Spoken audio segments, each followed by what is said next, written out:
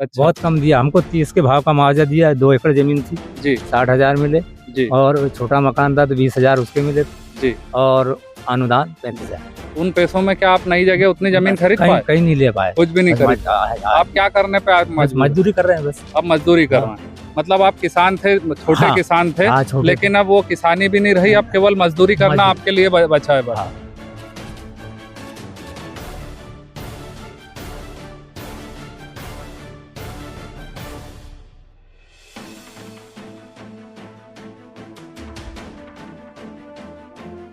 परिवार के लोग यही बताते हैं कि पुनर्वास की बातें कही गई थी कि ये गांव के आगे आपको दूसरा गांव, मतलब वहाँ पे प्लाट, जगह, बिजली, पानी सभी सुविधाएं मिलेगी। जी। जमीन का भी बताया गया था कि आपको दूसरी जगह जाके जमीन पहले से अच्छे हालातों में आपकी जिंदगी को ले आएंगे, इस जी। तरह के दावे किए गए जी। थे। लेकिन आज क्या हालात है? हकीकत में ये है कि पुराने गांव में मतलब हमारे पास ही 18 से 20 एकड़ जमीन थी, वो आज मतलब अपने 12 एकड़ जमीन ली है। तो मतलब ये विस्थापन के कारण ही अपनी प्रॉपर्टी आज कम हुई है।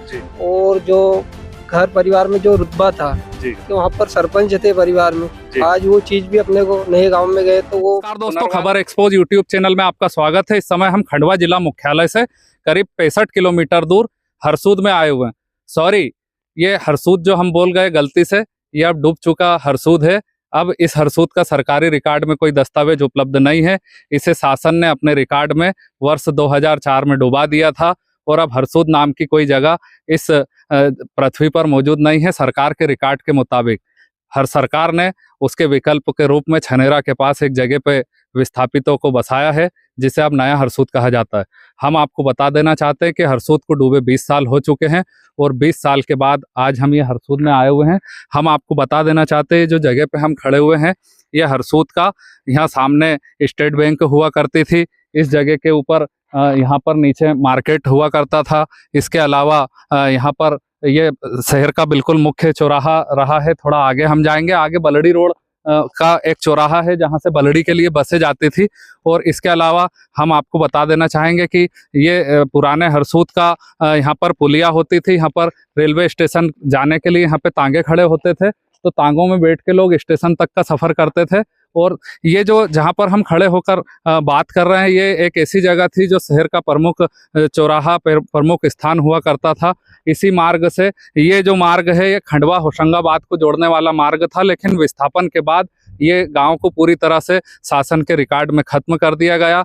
हरसूद के लोगों को उस समय जो दिलासा दी गई थी, उन्हें सुनहरे सपने दिखाए गए थे, वे सपने आज भी अधूरे हैं और लोग आज भी विस्थापित होने के बाद जगह जगह विस्थापित हो गए। कुछ लोग छनेरा के निकट नए हरसूद में रह रहे हैं, जबकि कई लोग इंदौर, भोपाल और महानगरों में जाके अपने काम, व्यापार, व्यवसाय में जुट चुके हैं।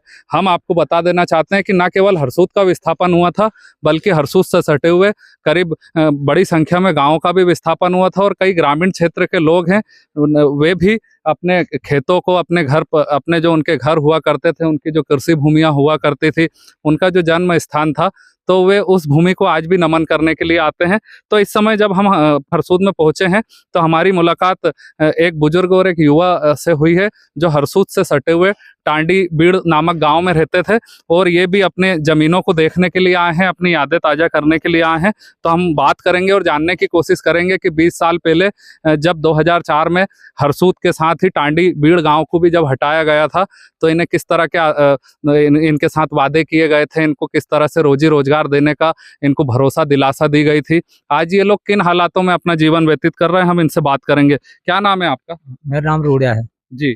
आप कहाँ के रहने वाले हैं? हम टांडी बीड़। अच्छा, तो 2004 में जब हरसूद को हटाया जा रहा था, उसी समय आपका गांव भी हट गया था क्या? आपका गाँव अच्छा, साथ में जी। आज आप यहाँ पर पुराने हरसूद में आपसे हमारी मुलाकात हुई। आप इधर कहाँ जाने के लिए आए? हमारे गाँव में जाने देखने के लिए। आपकी जो पुरानी जो जमीन हुआ करती थी, तो जो आप बुजुर्ग व्यक्ति हैं, आपने बहुत लंबा टाइम देखा है हरसूद में भी, हरसूद से भी आपका जुड़ाव रहा होगा। अच्छा जुड़ाव। तो कैसा आपका जुड़ाव था यहाँ से? यहाँ तो ऐसा जुड़ाव था, हमको कोई मालूम नहीं पड़ती थी बाजार कैसे कर लेते हैं, क्या हो जाता है, नहीं हो जाता है ऐसा काम। टांडी बीड़ बिल्कुल हरसूद से लगा हुआ गाँव था, जुड़ा हुआ था ना जी। तो आप हरसूद आना जाना अक्सर लगा रहता? 24 घंटा। अच्छा जी। यहीं काम करते थे, मंडी में करते थे जी, जैसे मजदूरी भी जो करते थे यहीं करते थे जी।